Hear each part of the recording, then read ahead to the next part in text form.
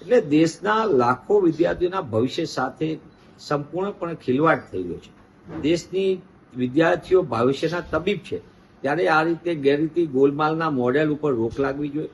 મેં દેશના પ્રધાનમંત્રી શ્રી કાયમ પરીક્ષા પે ચર્ચા કરે છે, ક્યાંક પેપર લીક ઉપર ચર્ચા કરીને સખતમાં સખત પગલાં પડે, જેથી કરીને ભવિષ્યમાં આવી ઘટનાનું પુનરાવર્તન ન થાય. 2024માં પણ મેં આ માંગ કરી હતી, સંસદના પટલ ઉપર પણ માંગ કરી હતી, અને ફરીથી કોંગ્રેસ પક્ષ તરીકે અમે દેશના પ્રધાનમંત્રીને પત્ર લખ્યો કે સમસ્યા ક્યાં છે, કઈ રીતે પેપર લીક માફિયાઓ બે રોકટોક વેપલો કરે છે અને દેશના વિદ્યાર્થીઓના ભવિષ્ય સાથે રમત રમે છે. તેવા સંજોગોમાં પરીક્ષાની પદ્ધતિ ચુસ્ત થવી જોઈએ, સમગ્ર ઘટનાની તલસ્પર્શી તપાસ થવી જોઈએ સુપ્રીમ કોર્ટની નિગરાની નીચે. કારણ કે 2024માં પણ જે ચોરી કરાવનાર અથવા તો પેપર લીક માફિયાઓને શરણ આપનારા લોકો જ એ આની તપાસ સમિતિમાં હતા, એવો મારો સ્પષ્ટ આરોપ છે.